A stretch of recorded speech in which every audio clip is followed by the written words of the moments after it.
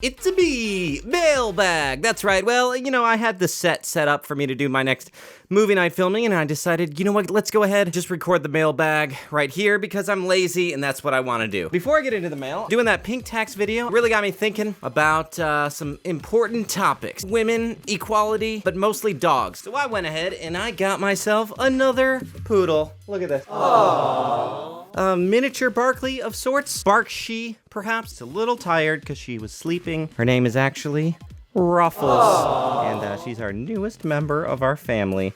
And I wanted to show everyone how precious she is. Let's see if you can do all your tricks, all right?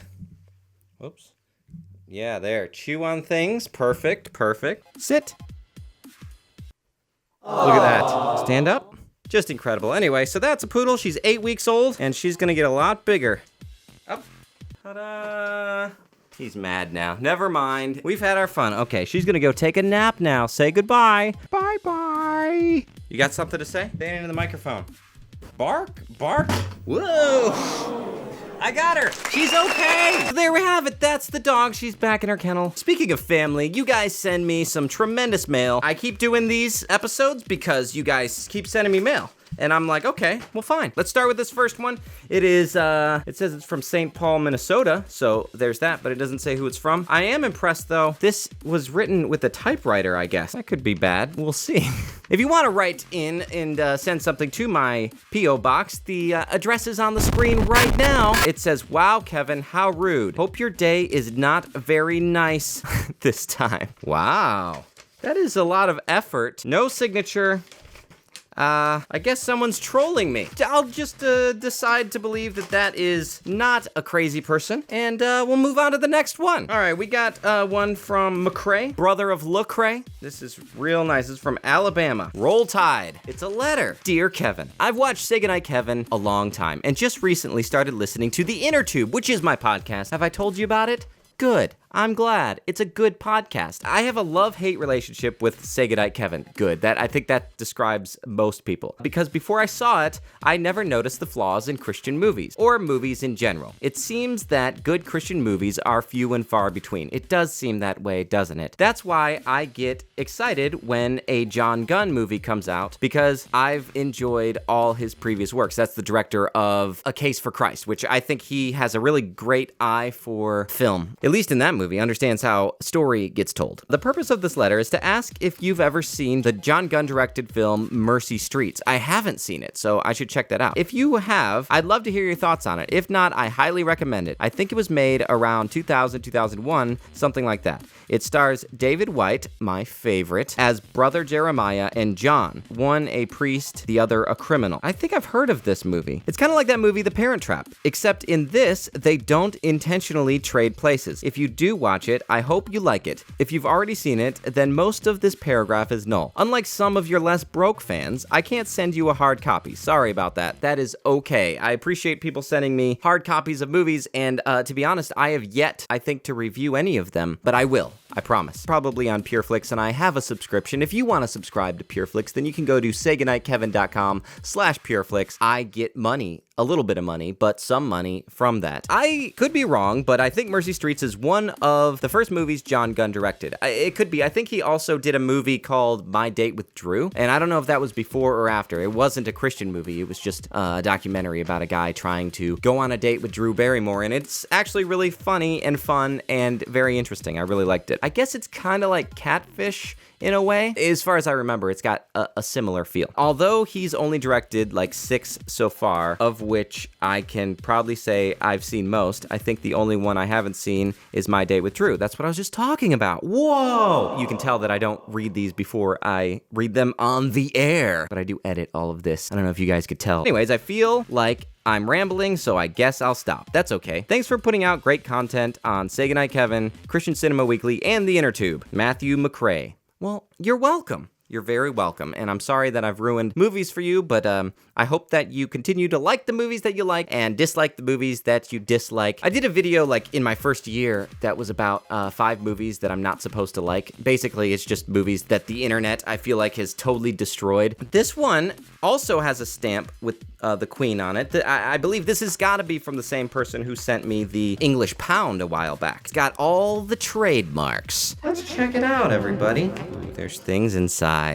Let's read it first. Dearest Kevin, I've returned with another letter. Run for the hills! I admired the way in which you make videos. Your editing and sound design is exceptional, to say the least. Thank you so much. I appreciate that. I figure, you know what, if I'm gonna make a video, I might as well make it good. Plus, I say too many dumb things to not cut that stuff out. Currently, I live in the northeast of England. We don't get many of the self-titled exploitation genre over here. Out of all of the films that you have reviewed, The Shack, starring Jai Courtney, of course, was the only film of the subgenre that I've seen in the cinema.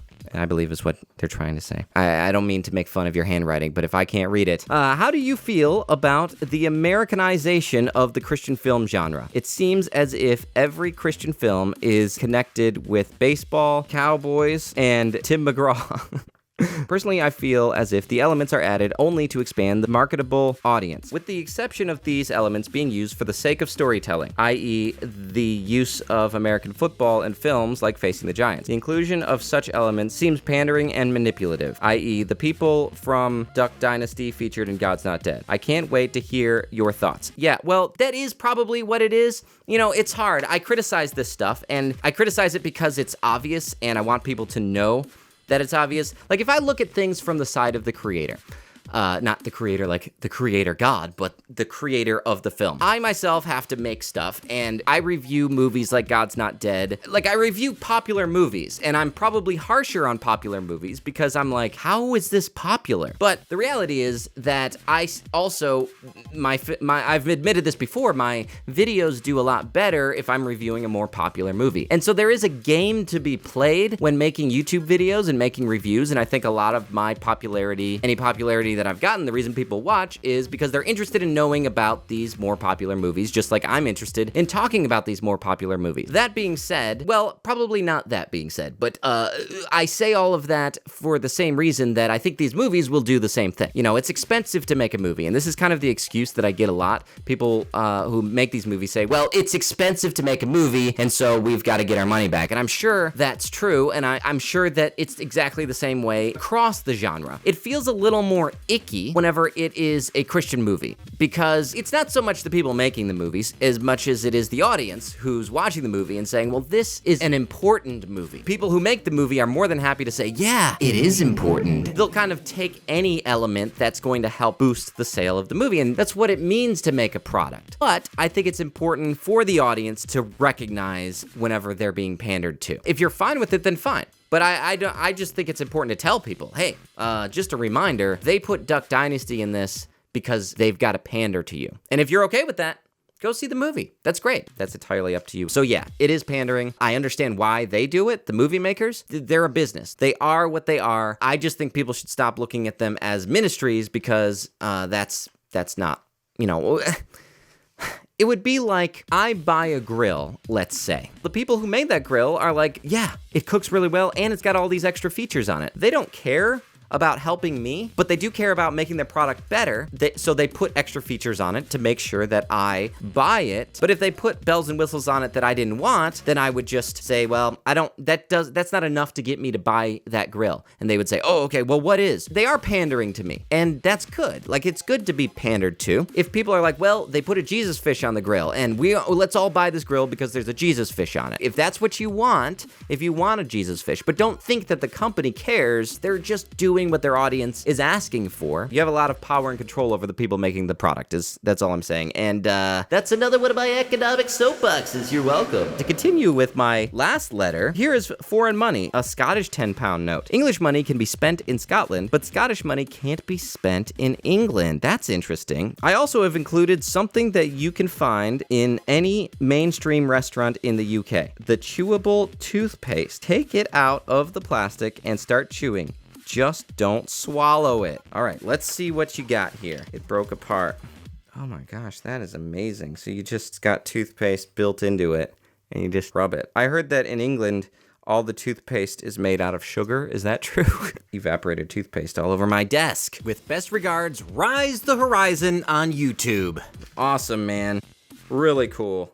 See-through. Who could ask for more? I can. I want more money. Send me money. If anybody watching is from another country, it doesn't cost too much to send stuff. I'd love for you to send me all of your money, if you could. Thanks so much, Rise the Horizon.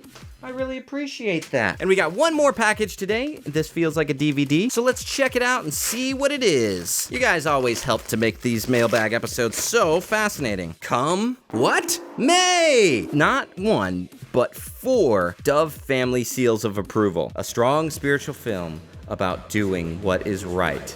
Wow, that is a great description. You know, I'm tired of all these Christian movies that are about doing what is wrong. Well, who's it from? There it is. Hey, Kevin. We are college students that like your movie reviews a lot. Good. This is a movie campus loves to hate that's filmed at our college, starring our college. We would love if you reviewed it. Yours truly, Patrick Henry Students. Wow. A letter from an entire college. I am honored. Big shout out to Patrick Henry University? Doesn't look like it's a university. All right, well, I hope you guys get your university credits soon. Start handing out those doctorates. Once you do, then I'd love an honorary doctorate from you guys, and then everybody can call me Dr. Kevin. I would appreciate it. Thank you very much, and I will get on reviewing this very soon. If college student Caleb Hogan argues what he truly believes, he stands to lose the most important competition of his life and the support of his mother.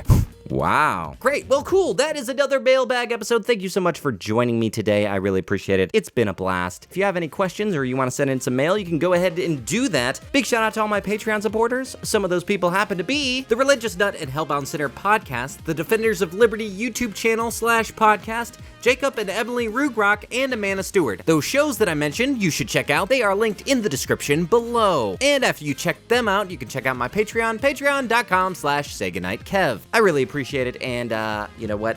You guys, stay safe out there, my friends, and I will talk to you all later. Good night.